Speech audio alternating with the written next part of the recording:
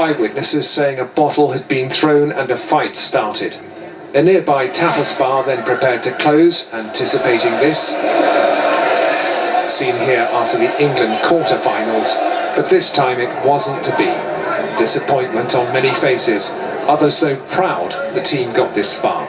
I'm gutted, I'm absolutely gutted, but, you know, we still did the nation proud. They did our nation proud. The semi-finals of the World Cup. The job for police now, disperse the crowds. The Met says there was minor disorder on Borough High Street, Shoreditch High Street and close to Clapham Junction. At Liverpool Street, a mobile SOS unit was in place to help deal with minor injuries and intoxication. This woman needed some help, but it was a quiet night, as the defeat dampened spirits. Tonight, there's been no singing, no joint. As soon as the match was over, we just watched the people literally leaving, drowning in the sides and going home. The Met says where there were incidents of minor disorder, when officers attended, the fans dispersed and went home. But then the job was to clean up. This was by Hyde Park, the scene of jubilation over that goal.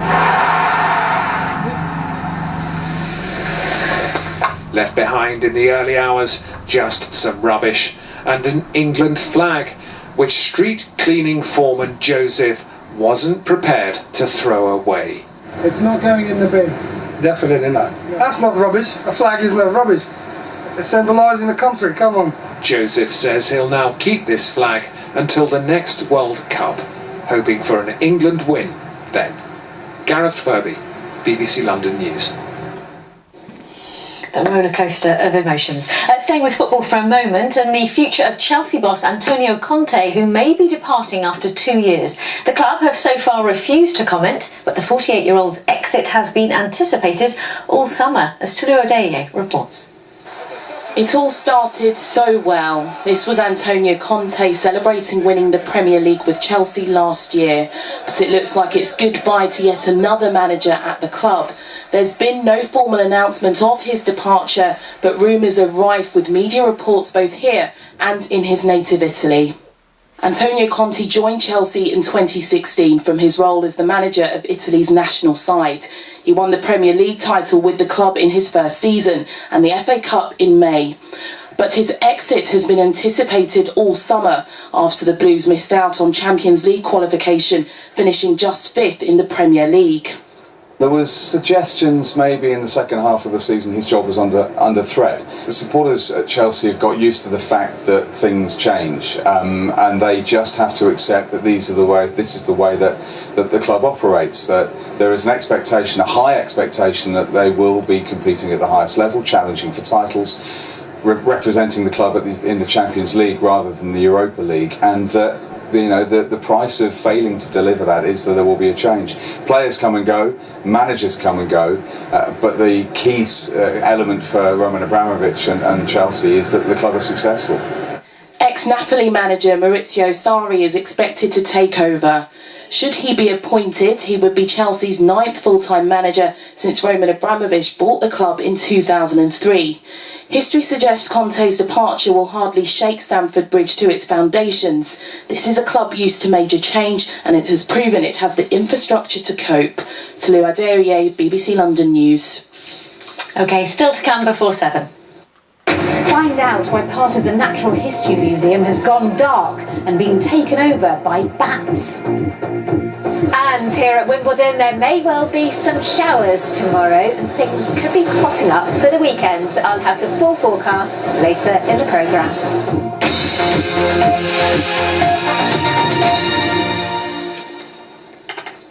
Now, the train operator Govia Thameslink may have defended the actions of a senior manager who asked passengers standing in a first-class carriage to leave, despite the service being overcrowded. But it has once again raised the question of whether first-class carriages are a relic of a bygone era or a commuter necessity. Here's Charlotte Franks. Among the prototype passenger vehicles on view, showing what the trains of tomorrow will be like, is this attractive first-class carriage with the emphasis on comfort. They provided passengers with a premium experience, first-class carriages, high-end travel with a price tag to match. But how important are luxuries like this in the modern age? At a time when rail services are busier than ever and seats are often overbooked, should first-class seats remain at all or be replaced by one standard class for every passenger? A lot of wasted space where people can actually sit and not actually stand when trains are really full. I find if it's just easier to pay the £20 extra, get a seat in first class, and then you know you're sorted. It's frustrating when there are people sat down in first class and there's 50 people stuck up in a carriage. Last week, the rail operator Govia Thameslink came under fire when one of its senior managers was spotted telling passengers to leave a crowded train's first-class carriage. This tweet sparked a storm of criticism on social media. GTR have actually lost the plot. I recently fought the case of a constituent being prosecuted for inadvertently sitting in the wrong carriage. Imagine if we all prosecuted Govia each time they inconvenienced us by getting us to work late and cancelling trains. We don't need first class on commuter trains. We need more seats for all. The rail company has responded to the negative comments, saying that if you want to travel in first class, you need a first class ticket to do so. And that although the front of the train was particularly busy this day, there were seats and space at the rear, as explained. Given that the trouble that Govia has had over the recent months, it needs all the good PR that it could possibly muster. You know, the whole idea of kind of having a class system on the railways, I think, is outmoded, and even though the commercial companies make a bit of extra money out of it, I think it should be scrapped. But despite the extra revenue they bring in, some rail operators like Chiltern have already scrapped first-class seats, and the new Crossrail trains due to be rolled out later this year will also be standard class throughout. So perhaps train companies have decided that first-class carriages have reached the end of the line. Charlotte Franks, BBC London News. Now, it's the stuff of dreams for aspiring performers gracing the stage at Wembley in front of thousands. That's what a teenage rap group from Croydon got the chance to do today after winning a competition. And they even got to perform alongside some big names. Alpha Patel has the story for us. I'm actually performing in front of 10,000 kids, and I'm 15. Kingdom! Oasis Academy, Shirley Park! And this is what performing in front of 10,000 other teenagers looks like.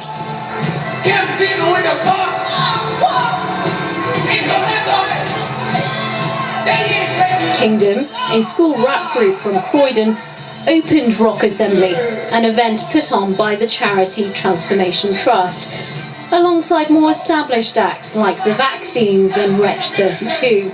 They were brought together 2 years ago by their school music teacher. It started off as a small little project where they just come at lunchtimes, and now it's got to the stage where I am getting emails on weekends at 2 a.m. with them saying, "Oh, I've written a new rap. Can you make a beat for this?" They're always working and writing and supporting each other.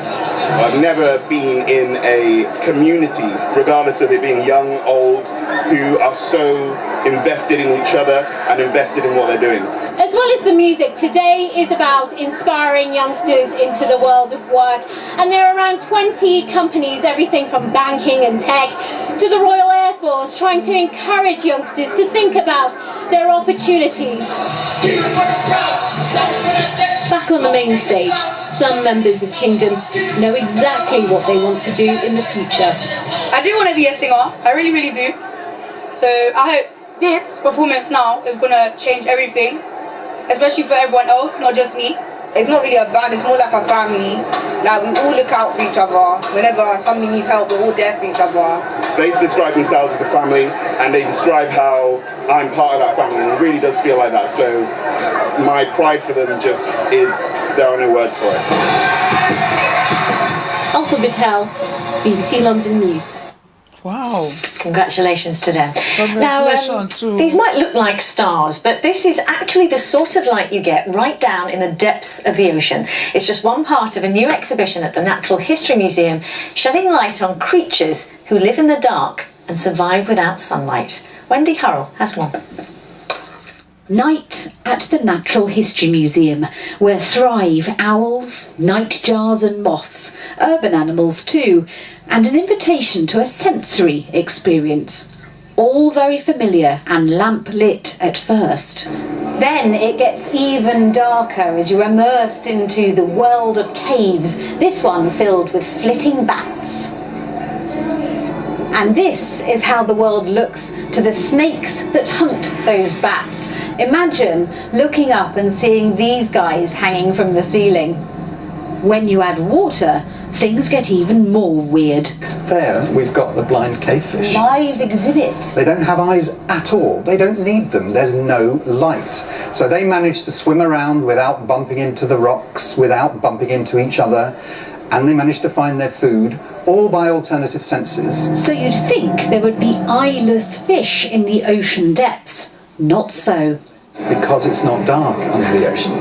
And this display indicates the kind of bioluminescence that you can find in the deep ocean. This is a world still quite unknown, the creatures all the time more alien. There is still much to be learned by our London biologists. Jeff found these so recently he hasn't named them yet. Usually you name it after a feature of the animal, but you can name it in honour of someone, or you can name it after characters from literature or something. There are lots of species named after Shakespearean characters and Greek gods and so on. So it's a pretty open field.